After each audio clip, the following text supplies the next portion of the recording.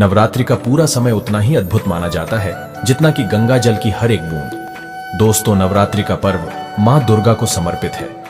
इसे शक्ति का महापर्व भी कहा जाता है और नवरात्रि के दिन जितना ज्यादा हो सके सारे कामों को त्याग कर अगर कोई भक्त विशेष तौर से माता रानी को प्रसन्न करने में लग जाता है तो उसकी कुंडली के बारे न्यारे हो जाते हैं।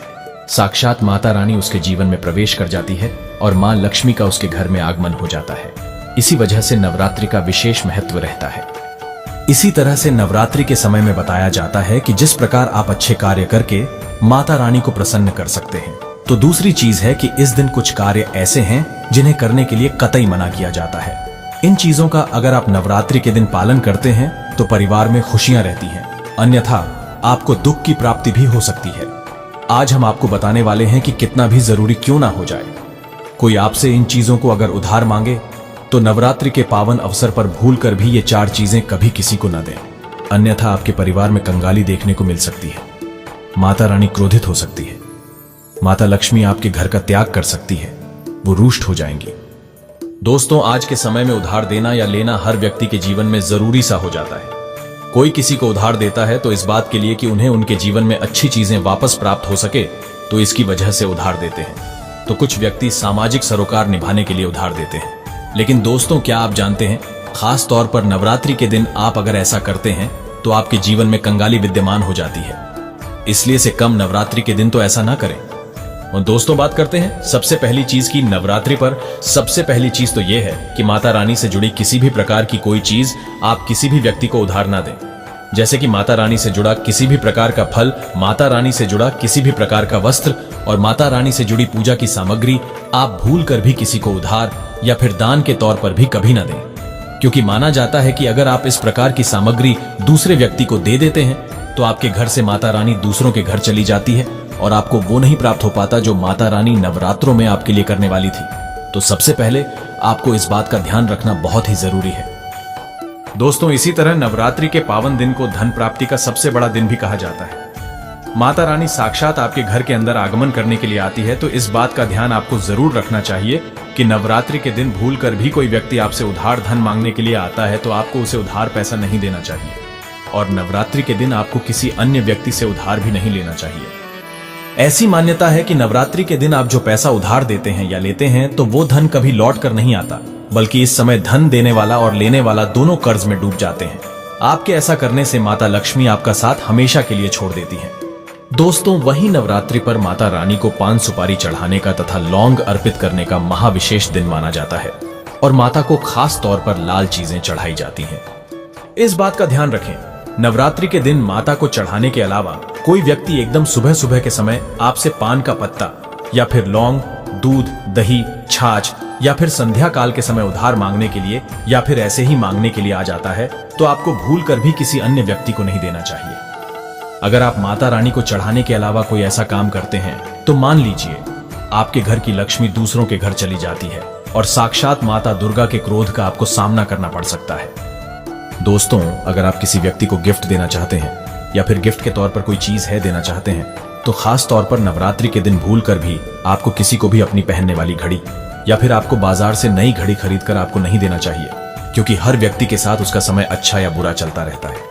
इसीलिए आपको घड़ी किसी से लेनी भी नहीं चाहिए। अगर किसी व्यक्ति का समय अच्छा है या आपका भी समय अच्छा चल रहा है और अगर आप किसी अन्य व्यक्ति को अपना समय दे देते हैं तो आपको आने वाले समय के अंदर अच्छे परिणाम देखने को नहीं मिलते हैं। इस बात का आपको जरूर ध्यान रखना चाहिए।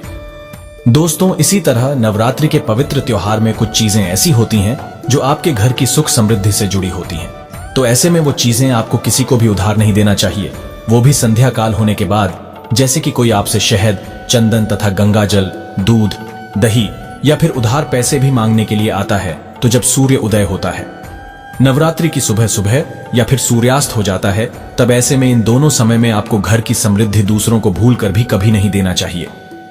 माना जाता है कि अगर आप ऐसा करते हैं तो आपके घर की सुख, समृद्धि तथा माता लक्ष्मी दूसरों के घर चली जाती है और वहीं माता रानी भी आपके घर में आते आते वापस लौट जाती है और आपको उसका अच्छा परिणाम देखने को नहीं मिलता। दोस्तों, इसी तरह नवरात्रि के पवित्र समय में आपको उन बातों का ध्यान जरूर रखना चाहिए जो दान पुण्य से जुड़ी होती है। दान पुण्य करना हिंदुस्तान की परंपरा रही है। हर व्यक्ति दान पुण्य करके नवरात्रि के पवित्र त्योहार का लाभ उठाता है। लेकिन खास तौर पर नवरात्रि के दिन आपको 2 प्रकार के वस्त्र ना तो खरीद कर लाने चाहिए और ना ही किसी व्यक्ति से लेना चाहिए और ना ही किसी व्यक्ति को देना चाहिए। इसके अंदर पहली चीज तो होती है काले और सफेद कपड़े। आप विशेष रूप से ध्यान रखें, भूल कर भी किसी सुहागिन महिला को सफेद कपड़े उधार या फिर दान दक्षिणा के तौर पर नहीं देने चाहिए। माना जाता है कि अगर आप ऐसा करते हैं तो उसके वैवाहिक जीवन को यह प्रभावित करता है और उसके वैवाहिक जीवन में दुख आ जाते हैं। तो इसी वजह से इसका ध्यान रखना बहुत ही आवश्यक है। दोस्तों, दान करने के लिए हर कोई आगे आता है। विशेष तौर पर काले कपड़े आप किसी को भी दान के तौर पर या फिर उधार के तौर पर नवरात्रि के दिन नहीं देने चाहिए। इस दिन थोड़े बहुत फटे कपड़े भी दान नहीं देना चाहिए। ऐसी मान्यता है कि अगर आप ऐसा करते हैं तो सामने वाले व्यक्ति के जीवन में कंगाली आ जाती है और देने वाले व्यक्ति के जीवन में राहु दोष लग जाता है और साक्षात माता रानी उस व्यक्ति से क्रोधित होने लगती है। तो इस बात का आपको जरूर ध्यान रखना चाहिए। दोस्तों, नवरात्रि के पावन अवसर पर हम माता रानी से जुड़ी कई ऐसी वस्तुएं लाते हैं जो हमारे घर परिवार के लिए बहुत ही शुभ होती है, जैसे कि मूर्ति आदि। ऐसे में चाहे कुछ भी हो जाए, नवरात्रि के पावन अवसर पर अपने घर से माता रानी से जुड़ी कोई भी चीज कभी किसी को नहीं देना चाहिए। उसे हमेशा संभाल कर रखें, नहीं तो आप कंगाल हो जाएंगे। दोस्तों, महिलाओं की आदत होती है कि जब रसोई के अंदर किसी भी प्रकार का सामान कम या ज्यादा होता है तो अपने आस पड़ोस में मांगने के लिए आ जाते हैं, जैसे कि तेल, घी या फिर अपने घर की हल्दी। ये तीनों चीजें सौभाग्य का प्रतीक मानी जाती हैं।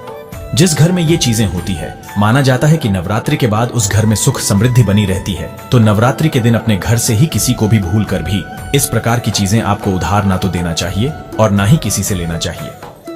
अगर आप ये गलती करते हैं तो देखते ही देखते आपके घर परिवार पर दुखद परिणाम देखने को मिल सकते हैं और आपके घर की सुख समृद्धि दूसरों के घर चली जाती है। दोस्तों, नवरात्रों में कोई ऐसा पौधा भूल कर भी मत दे देना जो धार्मिक आस्था से जुड़ा होता है, जैसे कि तुलसी का पौधा। तुलसी का पौधा अपने घर का कभी किसी को नहीं देना चाहिए। खास तौर पर नवरात्रों में तुलसी का पौधा कभी किसी को मत देना, नहीं तो आपके घर की सुख समृद्धि दूसरों के घर चली जाएगी। दोस्तों, नवरात्रि के दिन अगर आप किसी व्यक्ति को दान देने की सोच रहे हैं तो आप नए कपड़े दे सकते हैं। काले और सफेद रंग को त्याग कर जो आपके अपने पहने हुए और अपने पुराने कपड़े भूलकर भी किसी को भी दान के तौर पर या फिर पहने हुए कपड़े किसी को भी ऐसे ही नहीं देना चाहिए। अगर आप अपने कपड़े किसी अन्य व्यक्ति को देते हैं तो याद रखिए, कपड़ों के साथ साथ आपकी समृद्धि जुड़ी हुई होती है। अगर वो दूसरों के घर चली जाती है तो आपको इस प्रकार का सामना करना पड़ सकता है जो आपके परिवार के लिए अच्छे नहीं होते। इसीलिए इस बात का ध्यान रखें और आप चाहे तो नवरात्रि के दिन कपड़े आप बाजार से नए खरीद कर दे सकते हैं। दोस्तों, ये गलती कभी मत करना। नवरात्रि के दिन बासी रोटी दान नहीं करना चाहिए, ना ही किसी जानवर को खिलाना चाहिए। बासी रोटी हमेशा बासी ही कहलाती है। इसीलिए अगर आप माता रानी की कृपा प्राप्त करना चाहते हैं तो ऐसे में ताजी रोटी तथा ताजे बने चावल ही खिलाने चाहिए। इससे समस्त देवी देवता बहुत खुश होते हैं। दोस्तों, नवरात्रि के दिन सुहागिन महिला की माता लक्ष्मी से जुड़ी चीजें आती हैं जो सुख समृद्धि को बढ़ाती हैं और यही चीजें माता लक्ष्मी को आमंत्रित करने का कार्य करती हैं। तो ऐसी चीजों से जुड़ी हुई कोई भी वस्तु आपको किसी भी महिला को नहीं देना चाहिए। सुहागिन महिलाएं विशेष तौर से ध्यान रखें कि आपके माथे पर लगाने वाला सिंदूर तथा गले में धारण करने वाला मंगलसूत्र और तीसरी चीज अपने पैरों में पहनने वाली पायल और चौथी चीज पैरों का बिछुआ और चूड़ियां भी जो सुहाग का प्रतीक मानी जाती है। ये 5 चीजें किसी भी सुहागिन महिला को भूलकर भी, ऐसे ही चाहे आपकी बहन ही क्यों ना हो, पहनने के लिए नहीं देना चाहिए और ना ही किसी अन्य महिला की पहनने के लिए आपको लेना चाहिए। इस बात का ध्यान रखेंगे तो निश्चित तौर पर आपको इसका प्रभाव देखने को मिल जाएगा और देखते ही देखते माता रानी की विशेष कृपा भी आपको देखने को मिल जाएगी। दोस्तों, नवरात्रि के दिन अपने घर का मोर पंख कभी किसी को ना दें, नहीं तो आपके घर की सुख समृद्धि दूसरों के घर चली जाएगी। माता रानी की चौकी पर मोर पंख अवश्य लगाया जाता है, बहुत ही शुभ और मंगलकारी माना जाता है। नवरात्रि के दिन मोर पंख उपहार में देने से उल्टा व्यक्ति अपना सब कुछ खो बैठता है। आपका धन किसी दूसरे व्यक्ति के घर चला जाता है, ऐसा ना करें। दोस्तों, आपके बुजुर्ग अगर आपको धन दे गए हैं या सोना, चांदी, रुपया, पैसा दे गए हैं तो कभी किसी को ना दें। उसे आशीर्वाद के रूप में संभाल कर रखें। इससे माता लक्ष्मी बहुत प्रसन्न होती है और आपको धन से मालामाल कर देती है। दोस्तों, जो व्यक्ति अगर नवरात्रि के दिन डेली वाले नमक को दान करता है तो उसके वारे न्यारे हो जाते हैं। माता रानी की कृपा सदैव उसके ऊपर बरसती है। नवरात्रि के दिन नमक का दान हर हाल में आपको करना चाहिए। अगर आपको सुख समृद्धि की इच्छा है और आपको माता लक्ष्मी की कृपा पाना है तो नवरात्रि के शुभ अवसर पर नमक का दान करना ना भूलें। नमक का दान करने से पहले उसमें दक्षिणा अवश्य डालें तथा थोड़े चावल भी दान करें। नमक का दान सर्वश्रेष्ठ और मंगलकारी माना जाता है। आप रातों रात अपना भाग्य बदल सकते हैं। दोस्तों, अगर आप वाकई में माता रानी से प्यार करते हैं तो कमेंट बॉक्स में लिखे जय माता दी। माता रानी आपकी सभी मनोकामना अवश्य पूर्ण करेंगी। माँ के लिए एक लाइक तो बनता है।